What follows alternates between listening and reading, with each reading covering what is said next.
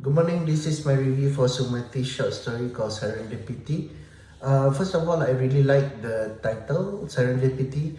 The word itself promises good things to come, but it's also where the short story is set in a cafe called Serendipity, which is basically the meeting point of our two main characters, and it holds a lot of history between them.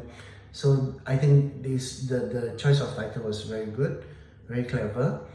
The story itself is, I think it's basically a social commentary on how Asian society, especially parents and the older generations, accept queerness. It also explores on sexual identity, sexual explorations, what else? Arranged marriages. So there's a lot of social aspects being folded into this short story, and I personally think it's quite accurate of uh, what's happening right now in the Asian society in general. So that's very good. Um, the, the writer explained a lot on the two main characters rather well. In the beginning, I can feel how excited Maya was to meet her old friend Ruhi. Actually, I didn't know that Ruhi was gonna be a female character, but I can sense the excitement and the attraction between Maya and her so-called friend.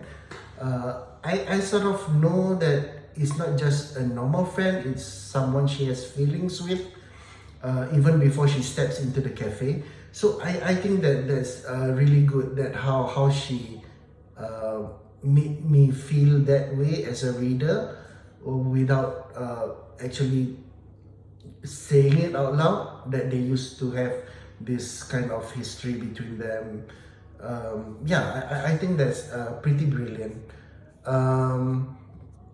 There was a lot of flashbacks, but to be honest, I was quite let down by the flashback that involves the Maya's interaction with her parents. Because in the beginning, in the opening of the story, we were teased that something really bad happened between them. But when it came to it, I would say the explanation of what happened and the resolution was too simple. It's like okay, the parents disapprove her of her sexuality, and then she ran away from home. That's it. So I was hoping there would be more dialogue between the parents and her. I think it will serve more. It will be more believable, and it will make the story stronger if there were actual dialogues, especially bilingual, in English and in Tamil or whatever, to make it more, real. So when it was just mentioned she was kicked out from the house, I thought that was a bit, anticlimactic.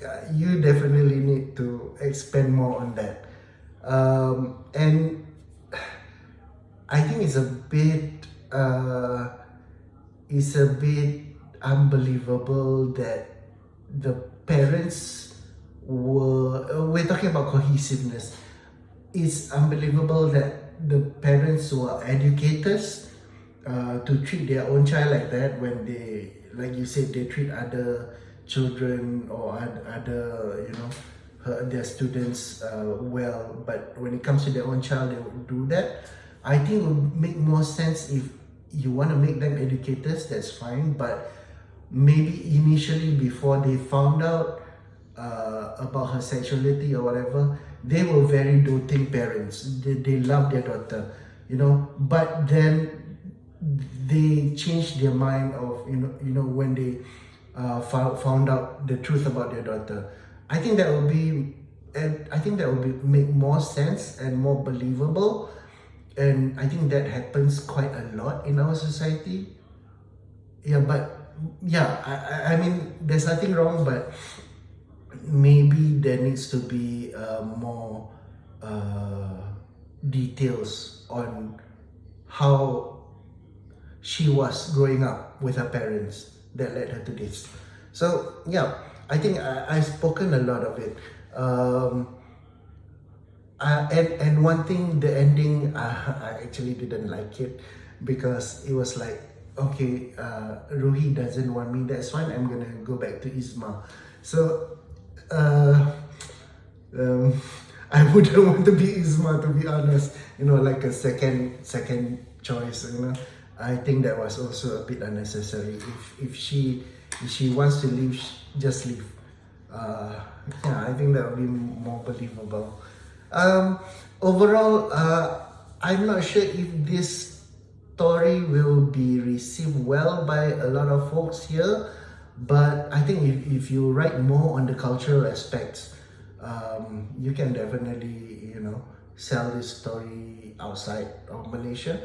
I think a lot of people would appreciate it more and understand it more. But yeah, make it more Asian, I guess. So yeah, good job, Sumathi. Thank you.